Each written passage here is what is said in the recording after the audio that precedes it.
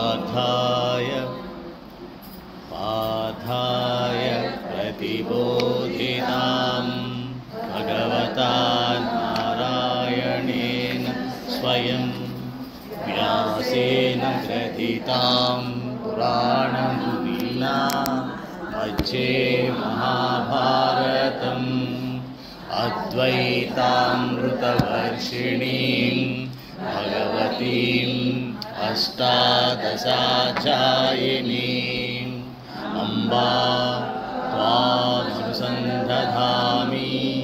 भगवद्गीते भवद्वेषिणीम्.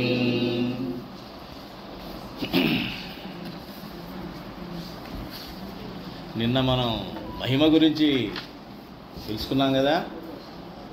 ప్రతిదాన్ని మహిమాన్వితంగా మనం స్వీకరించినట్లయితే జీవితం చాలా ఆనందంగా, శాంతంగా, సుఖంగా ఉంటుందని తెలుసుకున్నాం. ఈరోజు రామభజన చేశాం కాబట్టి మహిమని కొంచెం తెలుసుకుందాం. తండ్రి మహిమ తెలిసి రాముడు తండ్రి మహిమ తెలిసి రాముడు అడవులకు వెళ్ళాడు. అవునా కదా? అదేనమ్మా, ఆయన మాటకు విలువ ఇవ్వాలని అంటే మహిమే కదా. తండ్రి అంటే మహిమ. ఒక తండ్రి కాదు, నాకు జన్మనిచ్చాడు తండ్రి కాదు కదా.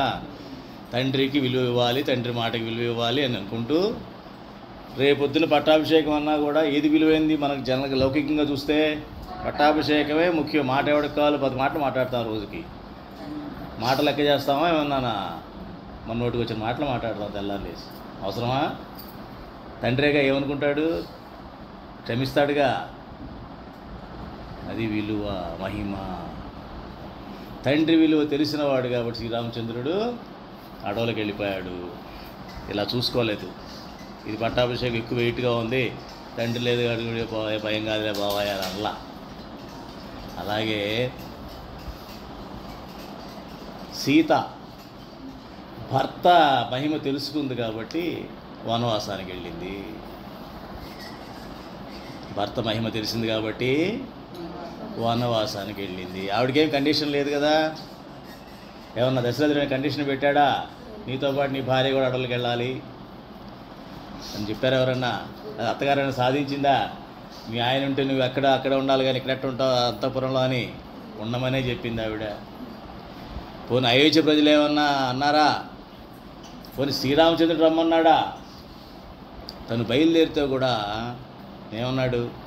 నీకేమీ లేదమ్మా, ఎందుకు నువ్వు ఈ కష్టాలకి నువ్వేమీ అలవాటు పడి ఉన్నదానికి కాదు కాబట్టి నువ్వు వద్దు అన్నా కూడా తను వెళ్ళింది.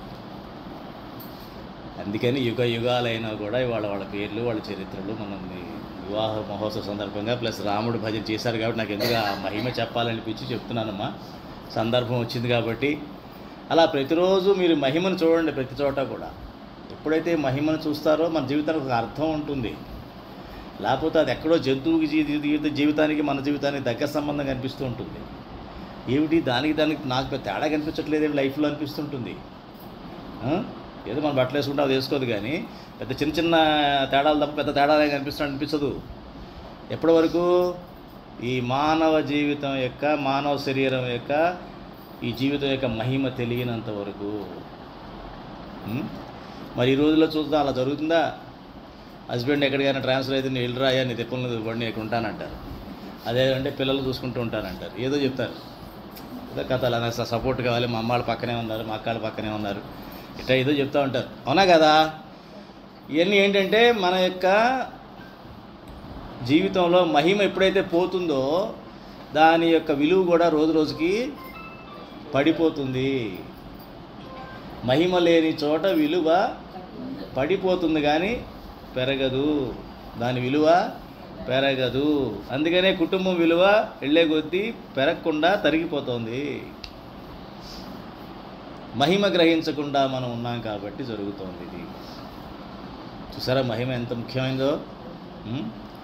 అట్లాగే ఇల్లు అంటే ఏంటి? 4 గోడలు, 4 తలుపులు, 3 బెడ్రూమ్లు, 4 బెడ్రూమ్లు, అది ఇల్లే కాదు. అది గృహం కాదు. గృహస్థు ఉండేది గృహము. ఇల్లు అంటే ఏదో 4 కాలమ్స్ వేస్తాం, పిల్లర్స్ వేస్తాం, ఇంజనీర్స్ కాబట్టి మేము ఏదో పిలుస్తారు, మీరే చేసేస్తాం. 4 గదులు ఉంటాయి, బాత్రూమ్లు ఉంటాయి, కిచెన్ ఉంటుంది, అన్నీ మామూలు ఎక్కడున్నా ఇవే ఉంటాయి. కానీ ఇల్లుని గృహం చేయాలంటే ఆ ఇంటికి మహిమనివ్వాలి, ఇంటికి మహిమనివ్వాలి. ఇంటికి మహిమనిచ్చినప్పుడే అది గృహము అవుతుంది. అది ఒక తీర్థం అవుతుందని కూడా వేదాల్లో ఉంది. గృహం ఒక తీర్థం అవుతుంది. అంత మహిమతో మన ఇంటిని పెట్టుకోవాలి. అది ఇంటికున్న మహిమ. మరి భక్తి మహిమ హనుమంతుడు తెలిసింది. భక్తి యొక్క మహిమ హనుమంతుడు తెలిసింది కాబట్టి నిత్యము రామనామ జపమే కాబట్టి ముత్యాల హారాలు, డైమండ్ హారాలు చేతికి బహుమతిగా ఇస్తే ఇలా దాన్ని ముక్కలు చేసి అటు ఇటు విసిరేసేసి ఎక్కడ రాముడు కనిపించగా విసిరేస్తుంటే అందరి కోపం వచ్చి ఏముంటాయా అంత అమూల్యమైంది ప్రపంచంలో ఎక్కడా దొరకదు, అట్లాంటిది తెచ్చి నీకు ఇస్తే కోతి బుద్ధి పానుచుకున్నావు కాదు, అందుకే ఎవరికి విలువ ఇవ్వాలి వాళ్ళకి ఇవ్వాలి, ఎవరికి అర్హత ఉన్నటువంటి బహుమతి వాళ్ళకి ఇవ్వాలి, కానీ ఎవరు పడితే వాళ్ళు ఇవ్వాలి. ఈ నాన్న లోకులు ఏమనుకుంటారు, పిచ్చపిచ్చగా మాట్లాడుకుంటారు కదా, వాళ్ళకి ఉన్నదే అది కదా. కాబట్టి ఆ రకంగా ఎన్నెన్నో అన్నారు, కానీ ఏమిటాయా అని అర్థం కాల చాలామందికి. శ్రీరామచంద్రుడికే తెలుసు, సీతకి ఇద్దరికే తెలుసు ఆ భావం ఏంటో. భక్తుడి భావం కేవలం భగవంతుడికే అర్థమవుతుంది. కాబట్టి నన్ను ఎవరు అర్థం చేసుకోవట్లేదు అని ఎవరు బాధపడద్దు. ఈ భక్తి మహిమ మిగతా వాళ్ళకి తెలియదు, వాళ్ళు ఏదో మాట్లాడతారు. మహిమ తెలియని వాళ్ళు ఏదన్నా మాట్లాడతారు. మహిమ తెలిసిన వాళ్ళు దాని మహిమను ఎంజాయ్ చేస్తూ అనుభూతి చెందుతూ హాయిగా ఆనందంగా ఉండాలి. అప్పుడు హనుమంతుడు ఆ విలువ తెలుసుకున్నాడు. కాబట్టి నాకు ఎక్కడ నా శ్రీరామచంద్రుడు ఎక్కడా కనిపించట్లేదు, ఎందుకు ఉపయోగం లేదు ఇది అన్నాడు. అది భక్తి మహిమ, అది భక్తి మహిమ. నిరంతరము రామ్ రామ్ రామ్ రామ్ అనే మంత్రజపంతోనే ఉన్నాడు, నామజపంతోనే ఉన్నాడు. మన సత్సంగంలో చెప్తున్నది కూడా అదే. మన ఖాళీ దొరికినప్పుడల్లా నామజపము, కీర్తనో, భజనో, ఆయన లీలలు చదవడమో చెయ్యాలి తప్ప లోకంలోకి జారిపోకూడదు, లోకుల్లోకి వెళ్ళకూడదు. లోకుల్లోకి వెళ్ళామంటే కాకులు అయిపోతాం మనం. లోకులు పలు కాకులు అన్నారు కదా, లోకంలో పడ్డామా మనం కూడా కాకులు అయిపోతాం. అది మహిమ. ఏమ్మా ఇంకేమైనా అనుమానం ఉన్నాయా మహిమ మీద? ఇక నుంచి మీరు చెప్పాలి, అందులో మహిమ ఉందండి, ఇందులో మహిమ ఉందని మీరు చెప్పగలగాలి. ఇంకా అంత మహిమ ఉందన్నమాట. అలాగే ఇంకో విషయం చెప్పదలుచున్నాను ఈరోజు, ఎందుకంటే ప్రతిరోజు ఏదో ఒక విషయం చెప్పి తర్వాత మనం కంటిన్యూ చేద్దాం. ప్రారబ్ధం అంటూ ఉంటాం పెద్దగా, దానికి కొంచెం బాగా అర్థమయ్యేలా చెప్పాలని అనుకున్నాను ఇవాళ. ప్రారబ్ధం అంటే ఏంటమ్మా? తలరాత. ఇంకా మరి ఇంకా ఆలోచించడం ఎందుకు, మనం ఎక్కువ ఆలోచిస్తున్నాం ఎందుకు? మరి పొద్దున్న లేచిన దగ్గర నుంచి తలరాతే కదా అని అన్నీ కర్మ. ఇంకా అంటే ప్రారబ్ధం అన్నది నెగిటివా పాజిటివా? నెగిటివ్. గుడ్. ఇంకా నెగిటివా పాజిటివా? ఎవరు పాజిటివ్ అని చెప్పేవాళ్ళు ఎవరున్నారు? మీరు చెప్పండి, మీరు చెప్పండి, ఎందుకు పాజిటివ్ చెప్పండి.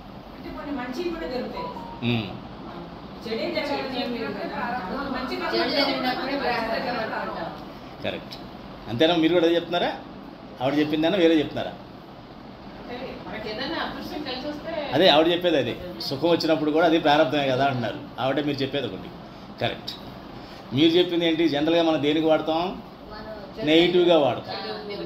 నా ప్రారంభం అంటూ ఉంటాం కదా, అవునా? దీని మీద కొంత మెరుగు అది, దీని మీద కొంత మెరుగు అది. వాస్తవంగా చూస్తే ఇంకొంచెం సత్సంగంలో ఉన్నాం కాబట్టి మనం ఈ శరీరం ఉన్న సమయం కాకుండా కొంచెం ముందుకు కూడా వెళ్ళాలి. మన శరీరం కాదు కదా, ఆత్మస్వరూపులం కదా. అంటే మనకి ఈ మానవ శరీరం వచ్చింది ప్రారబ్ధం. నాకు ఈ శరీరమే ప్రారబ్ధంతో వచ్చింది. ఇప్పుడు ప్రారబ్ధం నెగిటివా పాజిటివా? పాజిటివ్. ఎందుకని? ఇది ఒక వరం. వరం అని అన్నాం కదా, మానవ జన్మ దుర్లభం, ఇది రావడం చాలా కష్టం, ఎంతో తపస్సు చేస్తే రాదు అనే విషయం మనకు తెలుస్తుంది కాబట్టి ఇప్పుడు నాకు ప్రారంధం అన్నది వరం. మరి ఈ వరాన్ని నేను ఏ రకంగా వాడుకుంటున్నాను, దీని లక్ష్యం ఏమిటి, అది తెలుసుకోవాలి.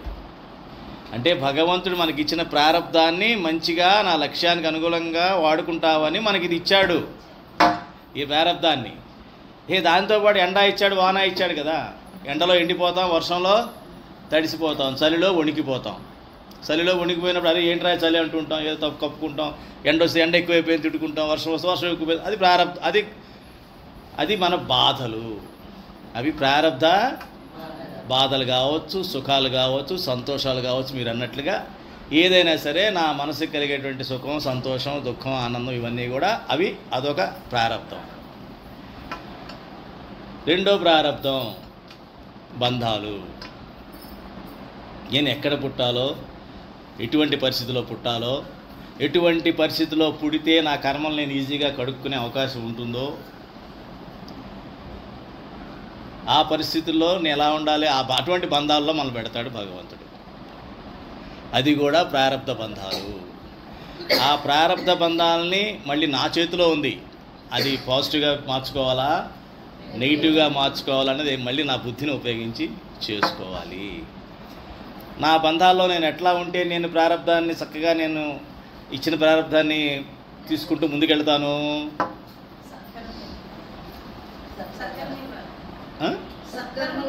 సత్కర్మలు కన్నా ముందు కర్తవ్యం అమ్మ. కర్తవ్యం నిర్వర్తించు నీ బంధాల్లో. ఒక్కోసారి ఒక్కో బంధంలో ఇరుక్కుంటూ ఉంటావు కదా. పెళ్ళవగానే మనకు రోల్ మారిపోతుంది, పిల్లలు పుట్టాక రోల్ మారిపోతుంది, రకరకాల మారిపోతూ ఉంటాయి. అప్పుడు ఆ రోలుకి తగ్గట్టుగా, ఆ పాత్ర తగ్గట్టుగా కర్తవ్యం నిర్వర్తించు, అంతే. ఆ రకంగా ఆ బంధాలు అలా అలా అలా దాటేయచ్చు. సో బంధాలు, బాధలు, సంతోషాలు, దుఃఖాలు, ఇప్పుడు కర్మలు, ప్రారబ్ధ కర్మలు. ప్రారబ్ధ కర్మలు అంటే నేను ఒక కర్మ చేస్తున్నప్పుడు ఆ కర్మ ద్వారా ఇంకో కర్మ అంటుకోకూడదు. నేను చేసే కర్మ వడ్డీతో సహా మళ్ళీ వెనక్కి నాకు రాకూడదు. అది అక్కడ రుణమాఫీ కింద ఇడిపోవాలి కదా. అది ఎప్పుడు సాధ్యమవుతుంది? మీ సత్కర్మ చెప్పారు, కొంచెం ముందుకెళ్ళండి. కర్మ అంటుకోకుండా ఉండాలంటే ఏ కర్మ అది? దాని పేరు నిష్కామ కర్మ. Very good, very good, very good. నిష్కామ కర్మ చెయ్యాలి. ఎప్పుడైతే నిష్కామ కర్మ చేస్తామో ఈ ఫర్దర్గా నా కర్మలు అంటుకోవు. ప్రారబ్ధం ఉంది కాబట్టి ఇప్పుడు ఈ కర్మ ఇది చేయాలో చేసి వస్తున్నాను. ప్రారబ్ధంతో తల్లినయ్యాను కాబట్టి, ప్రారబ్ధంతో పిల్లలు ఉన్నారు కాబట్టి, అడిగేది వండాలి కాబట్టి వండుతున్నా, అంతే అంతే. ఇంకా కర్తవ్యం అర్థమైందా? ఈ శరీరం ఉంది కాబట్టి, ప్రారబ్ధంతో మానవ శరీరం వచ్చింది కాబట్టి, నాకు మనసు, బుద్ధి, ఇంద్రియాలు ఉన్నాయి కాబట్టి వాటిని జాగ్రత్తగా కంట్రోల్ చేసుకుంటా, ఫర్దర్గా కర్మలు అంటుకోకుండా, దుష్కర్మలు చేయకుండా, నిష్కామ కర్మకే దాన్ని ఉంచుతూ నెమ్మదిగా ఈ ప్రారబ్ధాన్ని దాటేయాలి, కడిగేసుకోవాలి ప్రారబ్ధాన్ని. ఇది ప్రారబ్ధం. సో ఈ ప్రారబ్ధం అనేది నెగిటివ్ కాదు, పాజిటివే తీసుకుంటే. నెగిటివ్ ఎప్పుడు అనిపిస్తుందంటే మీరు నెగిటివ్ అప్పుడే ప్రారంభం అనుకున్నారు కాబట్టి అది అలా అయిపోయింది. దాని పేరు అట్లా అయిపోయింది. కానీ ప్రతిదీ ప్రారంభమే. వారు చెప్పినట్టుగా, వాళ్ళిద్దరు చెప్పినట్టుగా సుఖం కూడా ప్రారంభమే. నా గొప్పతనం ఏం కాదు. సుఖం వస్తే నా గొప్పతనం ఉన్న, దుఃఖం వస్తే వాడెవడో చేశాడంటాం కదా మనం. అది కాదు, రెండూ నా ప్రారంభమే. కాకపోతే సుఖం అన్నది ఇప్పుడు నాకు కనబడుతుంది కాబట్టి, ఎంజాయ్ చేస్తున్నాను కాబట్టి, ఒళ్ళు మర్చిపోయి ఉంటాను కాబట్టి, అప్పుడు ఏం చేస్తాను? ఒళ్ళు మర్చిపోయి ఉంటాను. సుఖం వచ్చినప్పుడు ఎట్లుంటాను నేను? నేనే టాప్ ఆఫ్ ద వరల్డ్లో ఉంటా. క్లౌడ్ 99 అంటారు దాన్ని, క్లౌడ్ 9 పొజిషన్ అంటారు. అచ్చా టాప్ ఆఫ్ ద వరల్డ్లో ఉంటాను నేను కదా.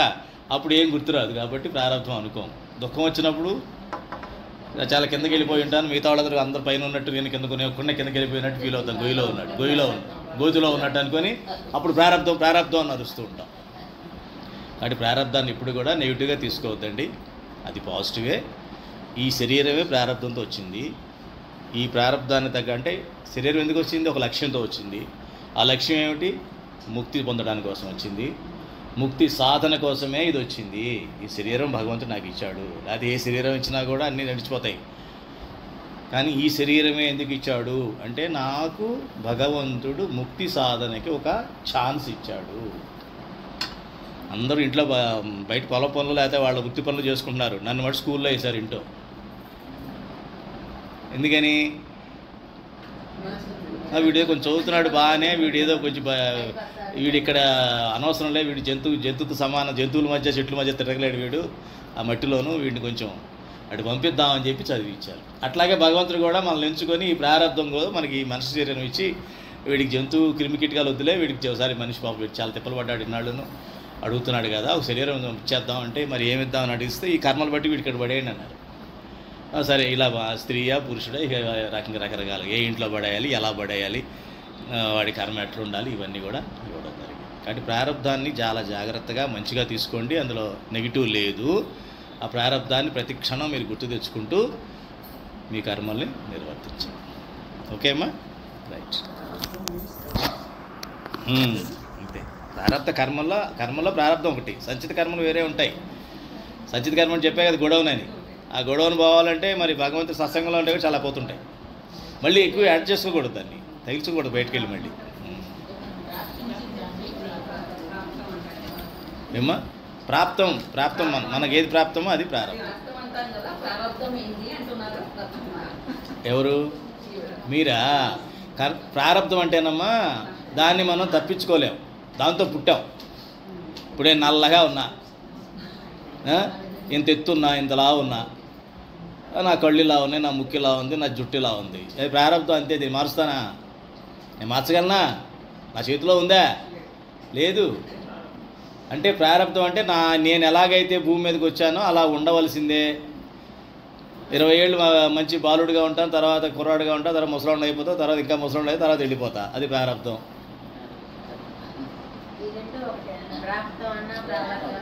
అంటే మనం రెండు ఒకటే, కానీ రెండు రకాలుగా వాడుతున్నాం. ప్రాప్తం అంటే సుఖం వచ్చినప్పుడు నా ప్రాప్తం అండి, ఆ బెంచ్ కారు వచ్చిందండి, నా ప్రాప్తం ఉందండి.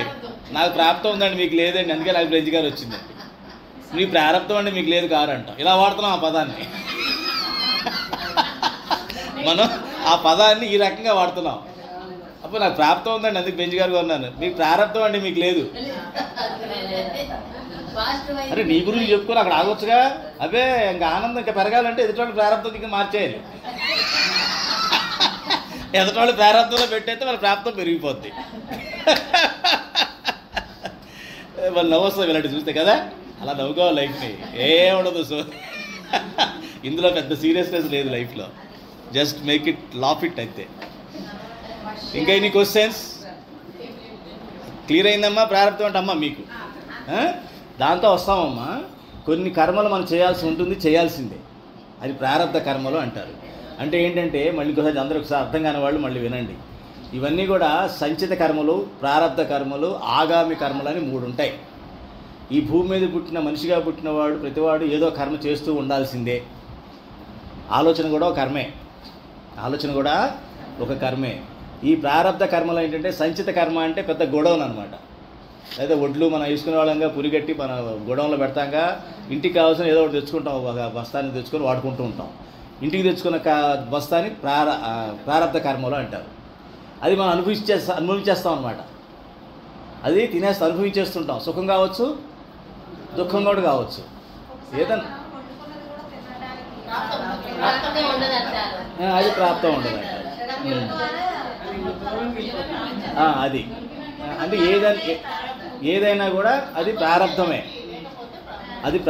అందుకని మనం ఏం చేయాలంటే దాంట్లో దుఃఖం రాకుండా ఉండాలంటే సూర్యకుమార్ గారు అటువంటి సిచ్యువేషన్లోంచి మన దుఃఖం రాకుండా ఉండాలంటే అప్పుడప్పుడు ఉపవాసాలు చేయాలి. అలవాటు అవ్వాలి దానికి. లేకపోయింది అయితే ఏంటి, దానికి ఏదో నాకు ప్రాప్తం లేదు అంత బాధపడ్డం ఎందుకు? ముందే నేను రెడీగా ఉన్నాను, గుండి కూడా తినలేదనుకో, అప్పుడు అది లేకపోయినా నాకు బాధ అనిపించదు. మీరు చెప్పింది కరెక్ట్ అమ్మా. అదే అదొక్కటే అనుకోవద్దు. ఏదీ లేదనుకోండి, అన్నీ ప్రారంభమే అనుకుంటున్నారనుకో, ఇది అందులోకి రాదు. స్పెషల్గా దాన్ని అనుకోరు. మీరు స్పెషల్గా అనుకున్నారంటే మీరు ఎక్కడో బాధపడుతున్నారు లెక్క కదా. అది మళ్ళీ ఇంకో కర్మ కింద అటాచ్ అవుతుంది కదా. అదేనమ్మా, అది ప్రారంధ కర్మ. ఏమ్మా అర్థమైందా మీకు? ఏమ్మా మరి గోడౌన్ పరిస్థితి ఏంటండి? గోడౌన్లో కర్మలు ఉన్నాయన్నారు కదా, సంచిత కర్మలు అన్నారు కదా, వాటి పరిస్థితి ఏంటి? అంటే ఎవరైతే సత్సంగాలకు వస్తూ పరమాత్మ ఆయన చరణాల విందాలు మనం ఎప్పుడైతే రోజు శరణాగతి పొందుతామో వాళ్ళకి ఆయన తీసేస్తాడు, అవి తీసేస్తాడు. లేకపోతే దానికోసం ఒకసారి బస్తా తెచ్చుకున్నారు, ఒక నెల వచ్చింది అనుకోండి, బస్తా అంటే నెల అనుకోండి, జన్మ అనుకోండి, మీకు జన్మ అనుకోండి, ఆ జన్మ అయిపోయింది. అక్కడ 1000 బస్తాలు ఉన్నాయి గోడౌన్లో. అంటే ఎన్ని జన్మలు ఎత్తాలి మీరు? 1000 జన్మలు ఎత్తాలి. 1000 మనిషి జన్మలు ఎత్తాలి. మళ్ళీ ఈ మధ్యలో మళ్ళీ జారిపోవచ్చు, ఏ పురుగో ఏగో దోమ అది ఆ జన్మలు కొన్ని ఉంటాయి. కాకపోతే మనకన్నా తక్కువ సమయం బతుకుతాయి కాబట్టి అవి అది ఇంత దూరం ఉండదు. ఇదంతే మనిషి అంటే 100 సంవత్సరాలు బతుకుతాడు. అది మళ్ళీ తాబేలుగా పుట్టామనుకో లేనిపోయింది, అది మళ్ళీ 300-400 ఏళ్ళు అందులోనే ఉండాలి. అది 300 years కదా దానికి. ఈ రకరకాలుగా ఉంటాయి. అప్పుడు మళ్ళీ మనిషిగా పుడితే తప్ప మళ్ళీ గోడౌన్లో మీకు పంపరు అది సరుకు రేషను. అర్థమైందమ్మా? ఈలోపు తిన్నగా ఉండగా ఏం చేస్తాం? సత్సంగాలకు వెళ్దాం, కుసంగాలకు పోతుంటాం, ఇక నానా రకాలుగా పిచ్చి పనులను చేస్తాం. ఆగామి కర్మలు అంటే అక్కడ మళ్ళీ గొడవలు వేస్తుంటాం అనమాట. పంట వస్తుంది కదా, మళ్ళీ పంట పండించుకొని మళ్ళీ ఇంకో గొడవలు కట్టి భలే లాభం వచ్చిందండి, ఇంకో గొడవలు కట్టుకున్నాను, కట్టుకో ఇంకో 1000-10,000 సంవత్సరాలు వస్తుంది, జన్మలు వస్తాయి. కానీ ఆగామి అంటే వచ్చే కర్మలు, వాటిని రానివ్వకూడదు. దానికోసం మళ్ళీ మీ జన్మలు ఎత్తాల్సి చూసుకోవాలంటే ఉన్నాయి. కేవలం ఈ ఉన్న ప్రారంధాన్ని జాగ్రత్తగా దాటేయాలమ్మా. నా దగ్గర ప్రారంధం ఒకటే ఉందా లేదా? ప్రారంధం ఒకటే ఉంది కాబట్టి సుఖం వచ్చింది. అమ్మో ఈ సుఖం వచ్చింది కాబట్టి పొంగిపోకూడదు. నేను పొంగానా మళ్ళీ అంటుకుంటుంది నా కర్మ. సుఖం వచ్చిన పొంగిపోయానా అంటుకుంటుంది కర్మ. ఇమ్మీడియట్గా దానికి ఏం చేయాలి? దానం చేయాలి. వెళ్ళి దానికి చిన్న కథ ఉందమ్మా, మంచి కథ. ఎట్లా ఉంటుందంటే మన మనిషి పరిస్థితి, మన దగ్గర ఒక 100 రూపాయలు ఉందనుకోండి, 100 రూపాయల్లో ఒక 50 రూపాయలు ఆ రోజు దానం చేద్దామని అనుకున్నాం, చారిటీ ఇచ్చేసాం. వచ్చేటప్పుడు బస్సులో వస్తున్నాం, ఆర్టీసీ బస్సులో జేబు దొంగ ఉన్నాడు. అందులో ఒకడు అన్ని జేబు చిన్న కట్ చేసి ఒక 5 రూపాయలు తీసుకుపోయాడు. ఇప్పుడు మీ దగ్గర ఎంత ఉంది? 100 రూపాయలు తీసుకెళ్ళారు, 50 రూపాయలు దానం చేశారు, 50 రూపాయలతో వెనక్కి వస్తున్నారు, 5 రూపాయలు దొంగతనం అయిపోయింది, 45 ఉన్నాయి. వీడికి 5 రూపాయలు పోయిందని బెంగ ఎక్కువైపోయింది. 5 రూపాయలు దొంగతనం అయిపోయింది, నా దగ్గర నుంచి 5 రూపాయలు పోగొట్టుకున్నాను నేను అని కాదు. 50 రూపాయలు దానం వచ్చిన పుణ్యం ఎక్కడ పోయిందిరా మాట. దీనికి 10 రెట్లు ఇచ్చొచ్చావు దానం, కానీ వీడి మనిషి ఎక్కడే ఉంటాడు? ఇక్కడ ఉంటాడు. అంటుకుంది కర్మ వాడికి. అది పోయింది, ఆ పుణ్యం పోయింది, అన్నీ పోయినాయి, ఈ కర్మ అంటుకుంది వచ్చి. ప్రారంధాన్ని చాలా జాగ్రత్తగా, నా ప్రారంధంతో నేను నాకు ఇవ్వాలనేటువంటి బుద్ధి భగవంతుడు ఇచ్చాడు, ఇచ్చేసాను. అక్కడ వీడికి ఇవ్వాలని ఉంది, వాడు తీసుకుపోవాలని ప్రారంధం ఉంది, అడిపోయింది. రెండు ఒకటే. నాకు ఎంత చివరికి బ్యాలెన్స్ షీట్లో నాకు ఎంత ఉండాలో అంతే ఉంటుంది. మళ్ళీ 45 నాకు ఏ కర్మకు వాడాలో చూసుకోవాలి. వస్తూ మళ్ళీ ఏ బిర్యానీయో తినకుండా, ఏ సారాయో లిక్కరో ఏ సిగరెటో తాగకుండా జాగ్రత్తగా తెచ్చుకోవాలి ఇంటికి. దాని ఏ పుణ్యకార్యానికో మంచికో వాడాలి కదా.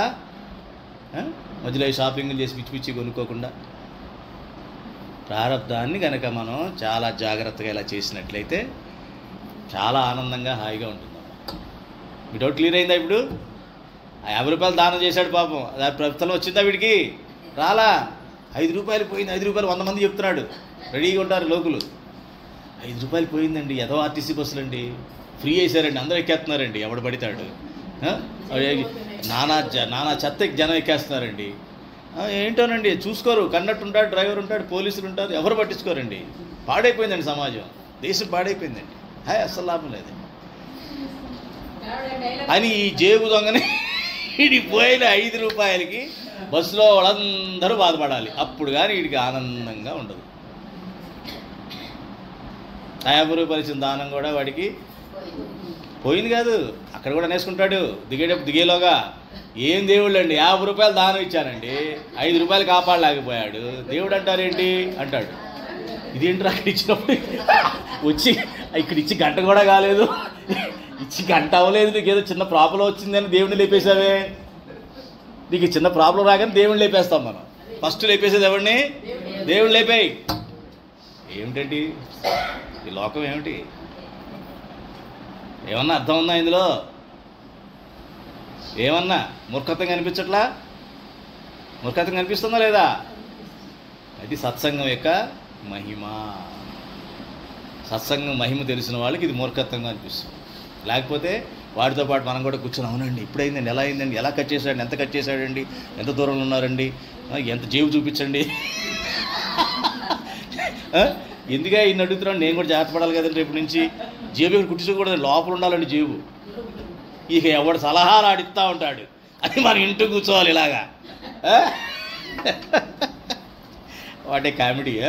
కాబట్టి మీరందరూ విద్యలు అర్థం చేసుకుంటారని మీకు చెప్పడం జరిగింది. సత్సంగ మహిమను అర్థం చేసుకోండి, అనుక్షణం జాగ్రత్తగా ఉండండి. ఏమో మీకు క్లియర్ అయిపోయింది కదా? ప్రారబ్ధ కర్మతోనే ఉండండి, సంచిత కర్మలు ఆగామి కర్మలు తెచ్చుకోమాకండి. ఒకవేళ ఇప్పుడు పొరపాటున వచ్చేసినాయి కదండి, జీవితం చర్మాంకానికి వచ్చాను కదా, మనం చాలా చేస్తుంటానంటే భగవంతుడి ముందు కూర్చొని మనస్ఫూర్తిగా ప్రార్థించండి. స్వామి నాకు తెలుసో తెలియకో చాలా జరిగిపోయినాయి, నాకు తెలుసు, తెలుసుకొని జరిగాయి, తెలియకుండా ఎన్ని జరిగాయో తెలియదు, తెలిసే నీకు కనబడుతున్నాయి, పుట్ల కనిపిస్తున్నాయి నేను చేసిన పనులు, నా తెలియకుండా ఎన్ని ఉన్నాయో. కాబట్టి నాయన ఇక ముందు చేయను, దయచేసి ఇక ముందు నా బుద్ధిని నీ చేతిలో పెట్టేస్తున్నా. నేను ఎవరో రాశారు బుద్ధి యోగం అని చెప్పేసి, నోట్స్ మీరే చూపించారు కదా, బుద్ధి యోగంతో ఉంటే అని దివ్యలక్ష్మి గారు రాశారు. ఆ బుద్ధి యోగా నువ్వు, బుద్ధి యోగం అంటే పరమాత్మతో ఉన్న బుద్ధి అని అర్థం. పరమాత్మ బుద్ధిలో కూర్చొని మనం డైరెక్ట్ చేయడం బుద్ధి యోగం అంటారు. ఆ బుద్ధి యోగాన్ని ఇవ్వని ప్రార్థించండి. ఇక ముందు ఆయన మనం జాగ్రత్త పడేలా చేస్తాడు. ఆయన నాకు చేస్తున్నాడు కాబట్టి మీకు చెప్తున్నా, ఆయన నాకు చేస్తున్నాడు కాబట్టి, ఆ బుద్ధి యోగం నాకు ఇచ్చాడు కాబట్టి, అడుగు అడుగు నా జాగ్రత్త పడతా ఉంటాను కాబట్టి నీకు చెప్తున్నాను అమ్మా. అది సాధన. బాగా అడిగారు, సంతోషం. నెక్స్ట్ ఏ శ్లోకం నెంబర్?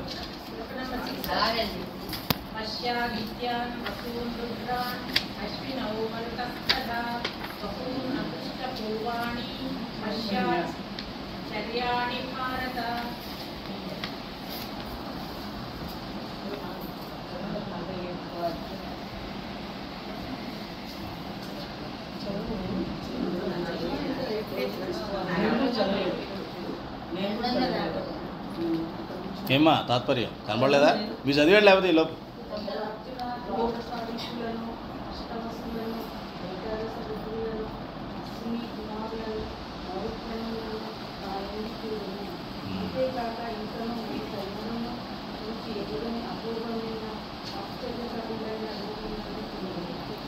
పశ్యాదిత్యాన్ వసూన్ రుద్రాన్ అశ్వినౌ మరుతస్తథా బహూన్య దృష్టపూర్వాణి పశ్చాశ్చర్యాణి భారత. పశ్య అంటే చూడు. ఇప్పుడు నీకు అందరి రూపాలను చూపిస్తున్నా. ఇప్పటి వరకు మనకి ఏమిటి, దేవతలు ఉన్నారంటున్నాం, మరుత్తులు ఉన్నారంటున్నాం, వసువులు ఉన్నారంటున్నాం, ఆదిత్యులు ఉన్నారంటున్నాం, రుద్రులు ఉన్నారంటున్నాం, అన్నీ మనం వింటూనే ఉన్నాం. కానీ మనకు ఎవరో కనబడరు. కనిపిస్తున్నారా? మనకి ఎవరో కనబడరు. వాళ్ళు వాళ్ళ యొక్క దివ్య శరీరాలతో ఉంటారు. దివ్య శరీరాలతో ఉండి మనల్ని ఆశీర్వదిస్తూ ఉంటారు. మనకి ఏం కావాలో, వర్షం కానీ, ఎండ కానీ, పంట కానీ, అన్నీ కూడా మనకి అన్నీ కావాల్సినవి అన్నీ కూడా, ఔషధాలు కానీ. అశ్విని కుమారులు ఉన్నారంటే అశ్విని దేవతలు మనకు ఔషధాలు అన్నీ ఇస్తుంటారు. ఇట్లా ఆదిత్యులు తెలుసు కదా, ఏకాదశ ఆదిత్యులు ఉంటారు. ఇట్లాగా మరుత్తులు 8 మంది వసువులు అంటే వసుధ, భూమికి సంబంధించిన అన్నీ కూడా, అవన్నీ కూడా వసువులు. వీళ్ళందరూ ఉంటారు. పేర్లన్నీ మీకు గూగుల్లో కనబడతాయి కావాలంటే. వీళ్ళందరూ కూడా చూడు ఇప్పుడు అన్నాడు. ఇప్పుడు చూపిస్తున్నాడు ఆయన వాళ్ళందరినీ. అర్జునుడికి నాలో చూడు, ఆ రూపాలని కనిపిస్తున్నాయి. ఇప్పుడు వాళ్ళ రూపాలు కూడా నేను చూపిస్తున్నాను సుమా అన్నాడు. నెక్స్ట్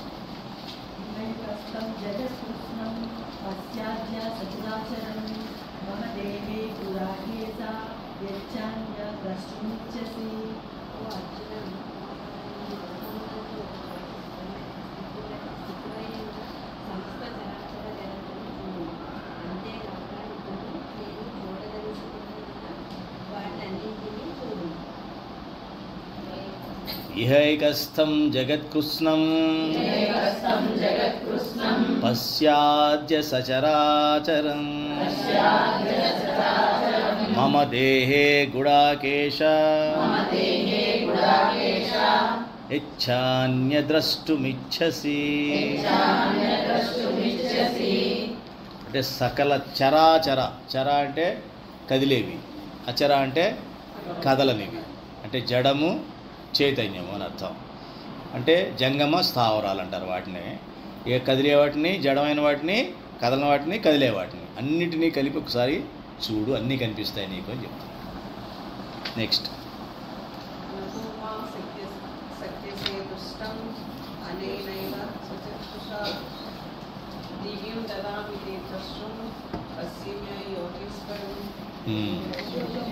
పర్లేదు చెప్పండి, తాత్పర్యం చదవండి.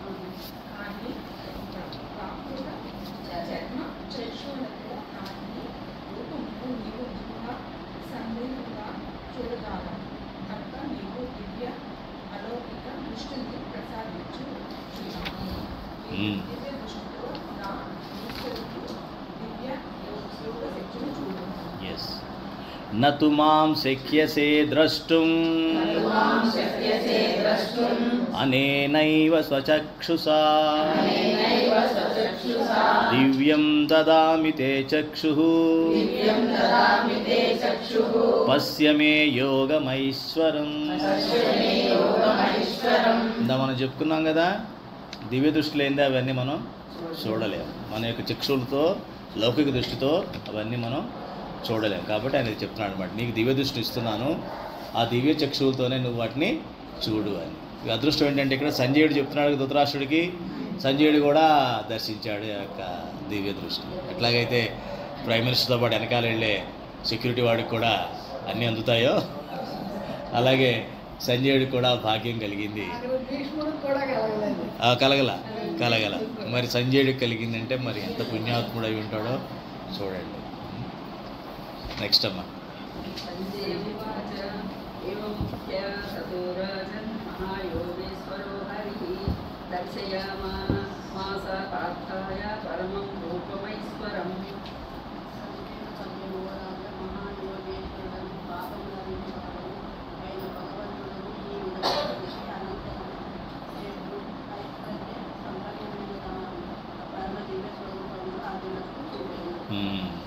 సంజయ ఉవాచ ఏవముక్త్వా తతో రాజన్ మహాయోగేశ్వరో హరిః దర్శయామాస పార్థాయ పరమం రూపమైశ్వరం. అంటే ఓ రాజా, మహాయోగేశ్వరుడు, పాపములను హరించువాడైన భగవానుడు ఈ విధంగా పలికి అనంతరం షడ్గుణ ఐశ్వర్య సంపన్నమైన తన పరమ దివ్య రూపమును అర్జునునకు చూపెను. పరమ దివ్య రూపము, దివ్య రూపాన్నే చూడలేము మనం, ఇక పరమ దివ్యం అంటే, పరమ దివ్యం అంటే అర్థం ఏమిటి? ఆ మాయకి పరమ పైన అన్నమాట. అటువంటి పరమ దివ్యమైన రూపాన్ని చూపించబోతున్నాడు. మనం కూడా దివ్య దృష్టితో సమయానికి వచ్చారు, దివ్య దృష్టి ఇప్పుడే ఇచ్చారు భగవంతుడు. అదేనమ్మా. ఇప్పుడు ఆ దివ్య దృష్టితో మీరు అందరూ కూడా మనసులో ఏ ఆలోచనలు ఉన్నా పక్కన పడేసి ఒకసారి ఆ పరమాత్మని ఇక్కడ నుంచి వీక్షిద్దాం. ఒకటి చెప్పబోతున్నాడు సంజయుడు. మీరు ఎంత బలంగా, ఎంత సంకల్పంతో ఆ భగవంతుడిని మీరు ఊహించుకోగలుగుతారో దాన్ని బట్టి మీలో ఆ శక్తి అన్నది, ఆ శాంతి అన్నది వస్తుంది అని గుర్తుపెట్టుకోండి.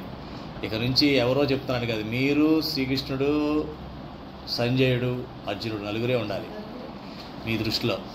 మాట శ్లోకం ఎక్కడి నుంచి వస్తుంది, తాత్పర్యం ఎక్కడి నుంచి వస్తుంది, గురువు గారు నుంచి ఏం చెప్తున్నారు, ఇవన్నీ మీ మనసులో ఉండడానికి వీల్లేదు. నడుస్తూ ఉంటుంది ఆటోమేటిక్గా. ఇదంతా మీ మనసులో మటుకు వాళ్ళనే ఊహించుకోగలిగితే, ఎంత బాగా ఊహించగలిగితే మీకు అంత మంచి జరుగుతుంది.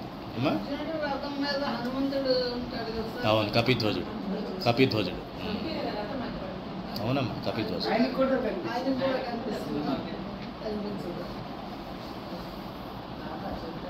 కనిపించిన హనుమంతుడు అంగీకరించడమ్మా. ఆయన కేవలం శ్రీరామచంద్రుడిని అంగీకరిస్తాడు. ఆయనకి విశ్వరూపం చూడాలనే కోరిక లేదు. విశ్వరూపం చూడాలనే కోరిక లేదు. రాముడు హనుమంతుడు, భగవంతుడు భక్తుడు, అంతే. అంటే మనం ఏదో ఎవరికో భక్తి చూడడం అవసరంలా. మీరు భగవంతుడిని ఎక్కడ చూసారు, అదే మన విగ్రహ ఆరాధనలో ఉన్న గొప్పతనం అదే. మీరు భగవంతుడిని ఎక్కడైనా చూసి మీరు ఆ అనుబంధాన్ని ఫీల్ అవ్వచ్చు. అట్లాగే మన విగ్రహారాధన వచ్చింది, మన గుళ్ళు మందిరాలు రావడానికి కారణం అదే. అక్కడికి వెళ్ళి ఆ విగ్రహంలో మీరు భగవంతుడిని చూడగలగాలి. ఎవరిని చూడగలుగుతారు? మీరు గుడికి వెళ్తారు, అక్కడ అన్ని దేవతల విగ్రహాలు ఉంటాయి, కానీ అందరూ మీకు అట్లా ఆ భావం కలిగించలేరు. మీకు ఎవరైతే ఇష్టదైవం ఉంటారో, అక్కడ మూల విరాట్ ఎవరైతే ఉంటారో వారితోనే మీరు కనెక్ట్ అవ్వగలుగుతారు. మిగతా వాళ్ళకి ఏదో నమస్కారం పెడతారు, అది వేరే విషయం కదా.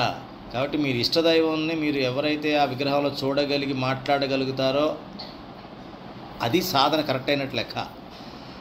వాళ్ళిద్దరు అక్కడే ఉండాలి. మీరు ఎవరి గురించి, భగవంతుడి గురించి, ఏ భగవంతుడి గురించి ఎక్కడ చెప్తున్నా సరే మీకు ఆ ఇష్టదైవం మైండ్లోకి వచ్చేయాలి. ఆయనతోనే మీరు సంభాషించాలి. మీ మాటలు విని అర్థం చేసుకొని, మీ బాధను అర్థం చేసుకునేది ఆయన ఒక్కడే, ఇంకందరికీ అర్థం కాదు. అది గుర్తుపెట్టుకోండి. అందరికీ గౌరవిస్తాం, అందరం పూజ చేస్తాం, అది వేరే విషయం. కానీ మీకంటూ ఒక ఇష్టదైవం ఉన్నప్పుడు ఆ ఇష్టదైవం ప్రతి క్షణం మీ మనసులో మెదలాలి. ఆ హనుమంతుడికి, శ్రీరాముడికి మెదలుతాడు, శ్రీకృష్ణుడు మెదడు, విశ్వరూపాలు మెదలవు. ఆయనకి సకృతి ఇవన్నీ అనవసరం. ఆయనకి శ్రీరామ భగవానుడే నా భగవంతుడు, ఆయనకి నేను భక్తుడిని, శ్రీరామ్ శ్రీరామ్ శ్రీరామ్ అంటూనే ఉంటాడు. అర్థమైందమ్మా?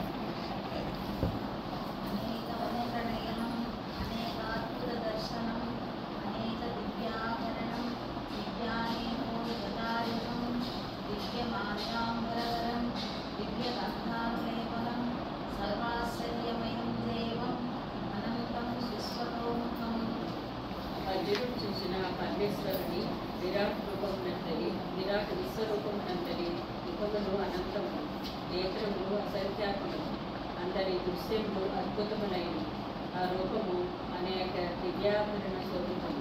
ఆ పరమేశ్వరుడు ఎక్కువ దివ్యాస్త్రములను చేపట్టి ఉండేది. దివ్యములకు మాలలను, వస్త్రములను ధరించి ఉండేది. ఆ దివ్య శరీరము నుండి దివ్య చందన పరిమళములు దశ దిశల గోబాడించుచుండేది.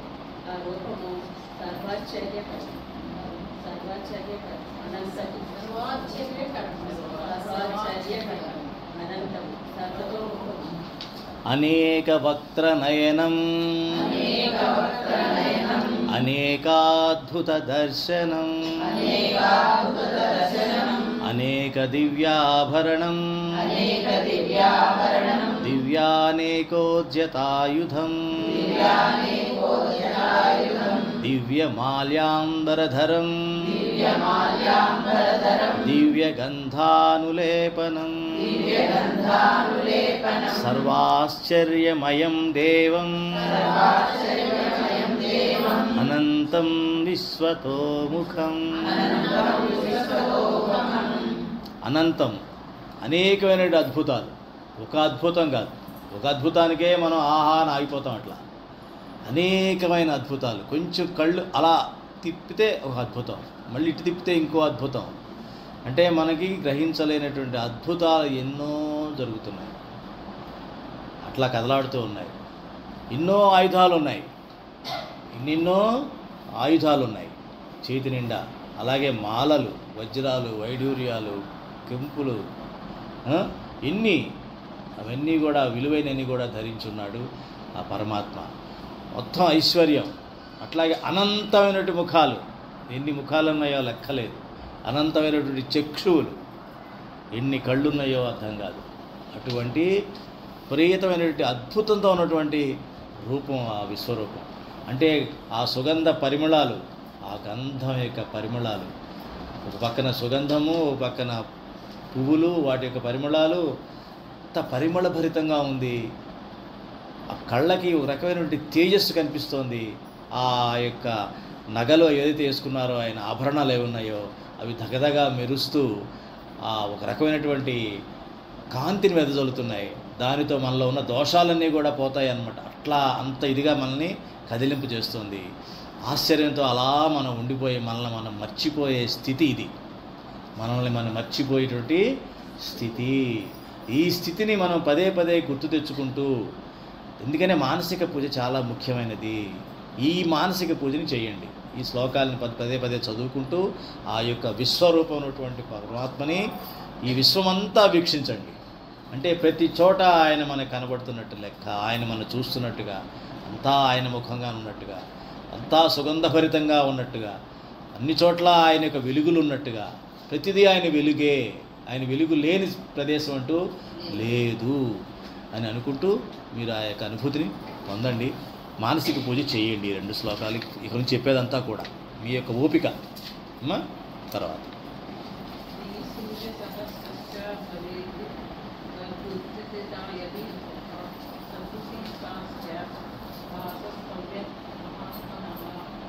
ఆకాశంలో వేలపడి సూర్యుడు ఒక కుమ్మడిగా ఉదయించినచో వచ్చి కాంతి పుంజములను ఆ విరాట్ రూప తేజస్సులకు చాలి రాదు. దివి సూర్య సహస్రస్య భవే జుగపదుత్థితా యది భాహ సదృశీ సా స్యాత్ వాసస్తస్య మహాత్మనః. ఆ తేజస్సు ఎంత గొప్పది అంటే ఎన్నో వేల కొలది సూర్యులు ఒక్కసారి ప్రకాశిస్తే ఏం జరుగుతుందో ఒకసారి గమనిస్తే మన వల్ల కాదు ఊహించడం అది. ఎందుకంటే ఒక సూర్యుడినే మనం చూడలేం. సూర్యుడిని చూడగలుగుతున్నామా? సూర్యగ్రహాన్ని చూడలేం. సూర్యుడు దేని మీదన్నా పడితే ఆ వస్తువును చూడగలను కానీ నేను అంటే ఆ వెలుతురు దేని మీదన్నా పడి అది పరావర్తనం చెంది నా కంట్లో వెళితే అది కనిపిస్తుంది నాకు. అంతేగాని డైరెక్ట్గా వెలుతురు నేను చూడగలనా? చూడలేను. అంత పరిమితమైనటువంటి దృష్టి మనది. పోల్చుకుంటే మన దృష్టి లేని వాళ్ళం. ఇక్కడ ఈ దివ్య దృష్టితో పోల్చుకుంటే మనం గుడ్డి వాళ్ళ కింద లెక్క. మామూలు గుడ్డి కాదు, కట్టిక్క గుడ్డి వాళ్ళ కింద లెక్క. భగవంతుడి యొక్క తేజస్సు చూడలేనటువంటి గుడ్డివాళ్ళం మనం. సూర్యుని చూడలేము. అటువంటిది వేల కొలది సూర్యులు ప్రకాశిస్తున్నారనమాట. దాని స్వామినారాయణ భగవాన్ చాలా మంచి ఉదాహరణ ఇస్తారమ్మా. దీన్ని ఉదాహరణ చేస్తూ ఈ కనబడే సృష్టి అంతా కూడా గ్లాస్తో చేయబడింది అనుకోండి, అద్దాలతో. అంటే అద్దాలంటే గాజుతో, గాజు చెట్లు, గాజు మొక్కలు, గాజు బిల్డింగ్లు ఇవన్నీ. వీటిపైన సూర్యులు అలా ప్రకాశించారనుకోండి, ఎంత వెలుతురు వస్తుంది, ఎంత వెలుగు బయటకు వస్తుంది. అది అంట వెలుగు, భగవంతుడి వెలుగు. అంత వెలుగు ఉంటుందంట. ఊహించుకుంటే మనకు కొంత ఊహ అందుతుంది కదా. ఆ వెలుగులో మధ్యలో పరమాత్మ ఉంటాడు. ఎలా ఉంటాడు? నీలమేఘవర్ణుడిగా ఉంటాడు. నీలమేఘవర్ణుడు అంటాం కదా మనం. నీలమేఘవర్ణుడిగా ఉంటాడు. కానీ ఈ యొక్క వెలుగులో మనకి ఆయన కనపడ్డు. ఎవరో పరమభక్తులకు తప్ప ఆయన కనిపించడు. వెలుగే కనిపిస్తుంది అంతే. ఆయన ఈజీగా కనిపించడు. కాబట్టి వేల కొలది సూర్యులు ప్రకాశిస్తే ఎలా ఉంటారో అంత తేజస్సు ఉంది అని చెప్తున్నాడు. నెక్స్ట్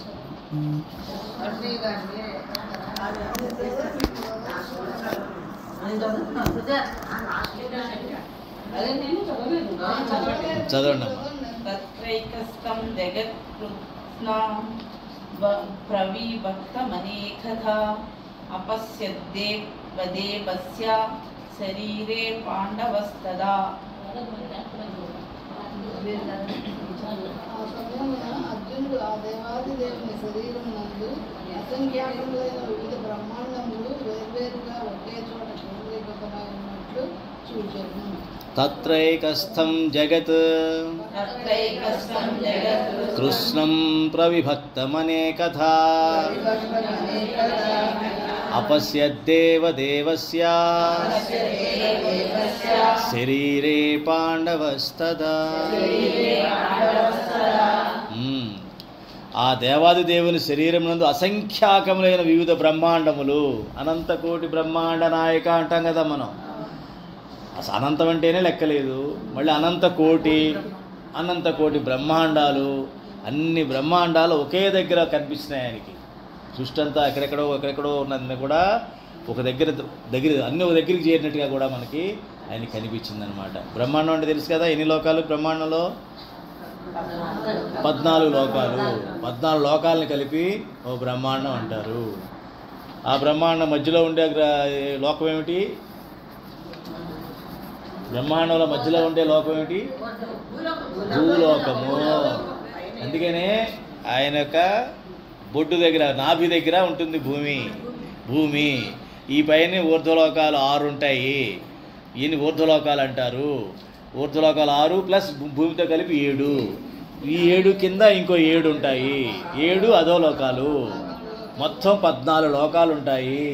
ఈ 14 లోకాలు కలిపి ఒక బ్రహ్మాండము అంటారు. ఇట్లాంటి బ్రహ్మాండాలు అనంత కోటి బ్రహ్మాండాలు ఉన్నాయి. మరి ఇప్పుడు చెప్పండి, ఎన్ని భూములు ఉన్నాయి?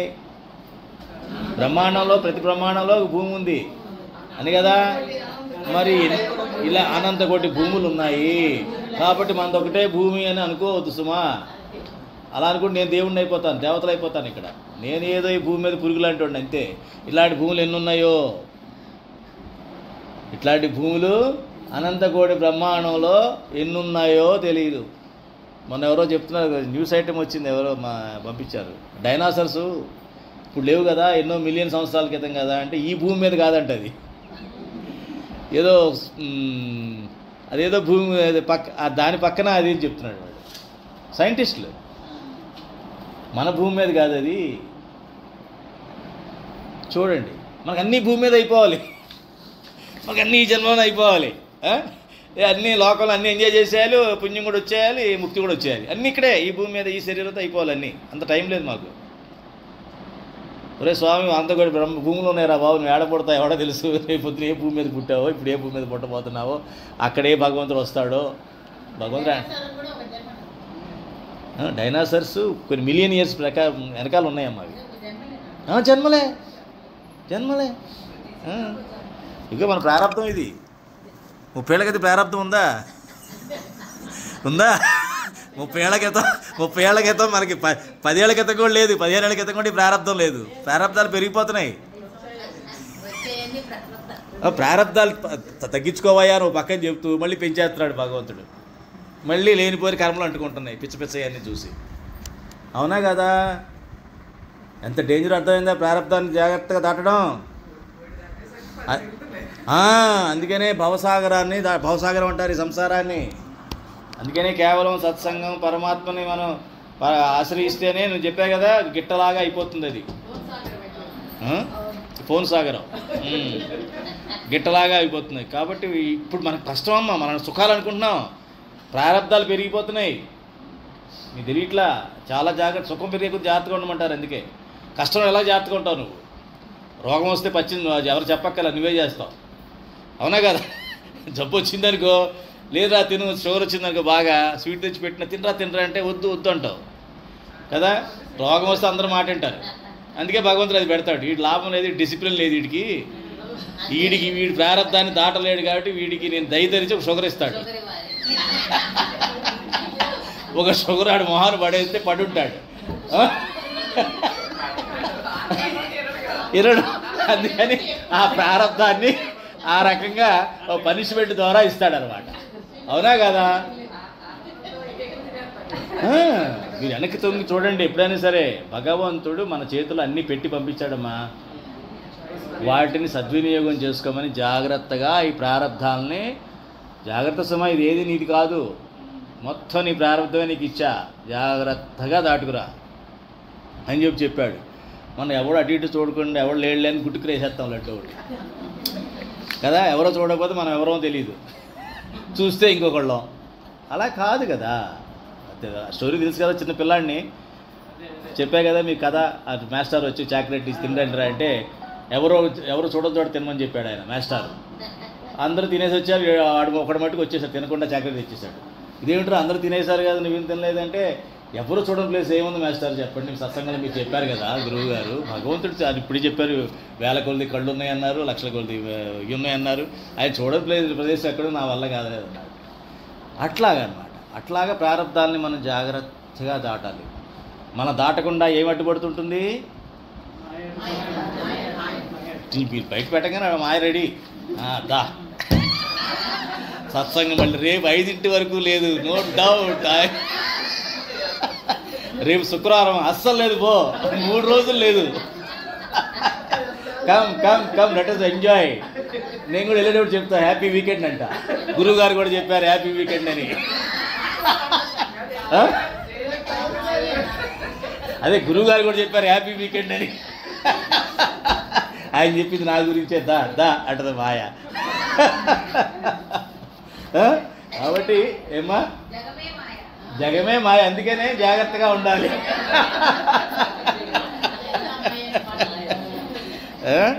తెలుసుకున్నవాడు అదృష్టవంతుడు. ఇదే జ్ఞానం అమ్మా, ఇదే రహస్యం, ఇదే, ఏ రహస్యాలు ఏం లేవు. నెక్స్ట్ అన్నీ తెలిసాక పడకూడదు.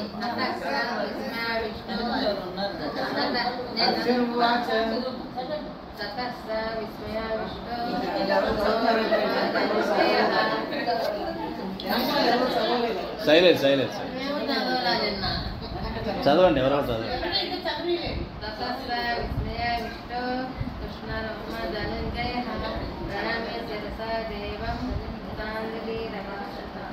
తాత్పర్యం చదవండి ఎవరైనా. అమ్మా మీరు చదవండి.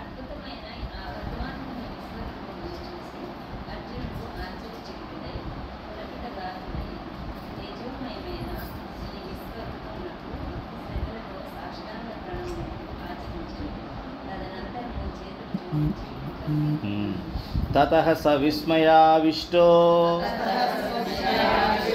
హృష్టరోమా ధనంజయః ప్రణమ్య శిరసా దేవం కృతాంజలిరభాషత. అద్భుతమైన ఈ పరమాత్మ విశ్వరూపాన్ని చూసి అర్జునుడు ఆశ్చర్యచకితుడై పులకిత గాత్రుడైను, చాలా పులకించిపోయాడు అన్నమాట. అంటే తను తాను మర్చిపోయాడు. అశ్రువులు వచ్చేస్తున్నాయి కళ్ళల్లోంచి. పులకరింతతో తను తాను కోల్పోయాడు. ఏదో తెలియని విపరీతమైనటువంటి మంచి మధురానుభూతి కలుగుతోంది. తేజోమయమైన ఈ రూపములకు భక్తి శ్రద్ధలతో సాష్టాంగ ప్రమాణం చేశాడు. ఒక్కసారిగా తను తాను మర్చిపోయి పరమాత్మను ఒక్కడనే కనిపించేటప్పటికి ఒక రకమైనటువంటి ప్రేమ, భక్తి, శ్రద్ధ రెండూ ఆయనలో ఆవహించి ఒక్కసారి సాష్టాంగ ప్రమాణం చేశాడు. అంటే ఆయన చరణాలకి శరణాగతిని చెందాడనమాట. తెలుసు కదా, వెంకటేశ్వర స్వామి జన్మ తీసుకున్నాడు ఈ భూమిపైన. ఏదో రాక్షసుని చంపడానికి రాలా ఆయన, రాముడిలాగా కృష్ణుడిలాగా. ఎందుకు వచ్చున్నాడు ఆయన? జస్ట్ మనకి పాపాల నుంచి రక్షించడానికి. ఎవరిని రక్షిస్తానన్నాడు? కింద చూపిస్తాడు ఆయన, పాదాలు చూపిస్తుంటాడు. నా మీద కాళ్ళ మీద పడండి, ఇలా చూసుకుంటానని.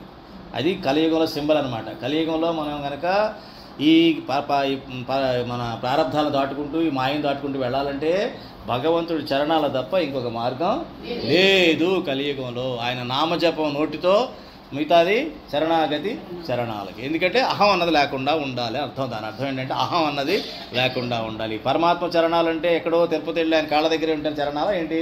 ఇదంతా పరమాత్మే కదా. అంటే ప్రతిదానికి ఆయన చూసిన ప్రతి చోట కూడా వాటికి నమస్కరించాలని అర్థం.